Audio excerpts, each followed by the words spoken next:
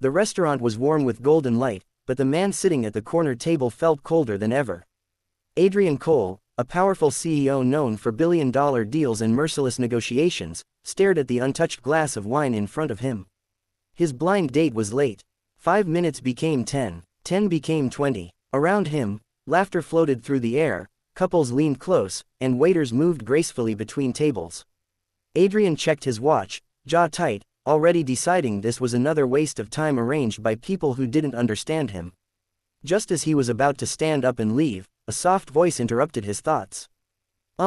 Excuse me, is this seat taken?" He looked up, annoyed at first, then confused. A young woman stood there nervously, clutching a small notepad. She wore a simple white shirt and a pale green apron, her blonde hair pulled back loosely. She didn't look like someone who belonged at a reserved table for an elite blind date. She looked like a waitress who had taken a wrong turn. "Yes," Adrian said coolly. "I'm waiting for someone." Her cheeks flushed. "I'm so sorry. I was told to sit here for a moment. I thought." She stopped, embarrassed, already turning away. Something about her hesitation, the way she seemed smaller under the weight of the elegant room, made Adrian pause. He sighed. "It's fine. Sit." Clearly, whoever I'm waiting for isn't coming. Relief crossed her face as she sat down carefully, as if afraid of breaking something expensive.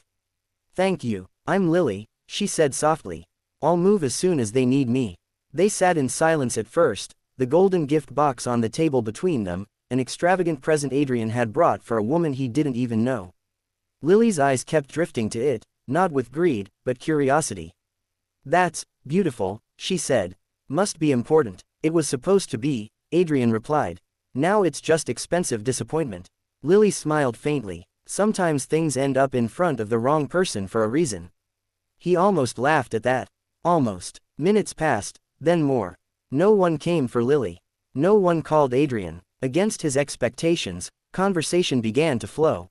Lily spoke about working 2 jobs, about dreaming of opening a small bakery someday, about how she believed kindness mattered more than money, even though she had very little of it.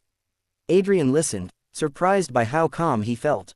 No one ever spoke to him like this, without fear, without flattery. "You don't act like other rich people I serve," Lily said honestly. "And you don't act like someone impressed by money," Adrian replied. That was when the truth slipped out. Lily wasn't supposed to be there at all. She had been told to sit at a reserved table, while waiting for her shift to end. A simple mistake. A poor girl in the wrong seat. Adrian leaned back, studying her.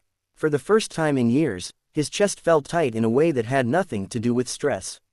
When the waiter finally arrived to clear the table, Adrian made a sudden decision. "Bring dinner," he said. "For both of us." Lily's eyes widened. "I can't." "You can," he said gently. "Tonight, you're not working. You're my guest." Dinner turned into hours. Laughter replaced silence. Stories replaced walls. By the time the restaurant began to empty, Adrian pushed the golden box toward her. "This was meant for someone else," he said. "But I think it found the right person." Inside was not jewelry or cash, but a simple key and a note. A small storefront he owned, unused for years. Rent-free. For a bakery. Lily's hands trembled. Tears filled her eyes. "Why would you do this for me?" "Because," Adrian said quietly, "you sat down by mistake, and reminded me what I lost chasing power." Their lives didn't change overnight. There were struggles, misunderstandings, and long days where reality tested their connection. But Lily's warmth slowly melted Adrian's cold world, and Adrian's support gave Lily wings she never knew she had. Months later, as they stood together in front of a small bakery filled with the smell of fresh bread and hope, Adrian realized something profound. The best thing that ever happened to him wasn't a deal, a merger, or a promotion. It was an empty blind date, and a poor girl who sat down by mistake and changed his life forever.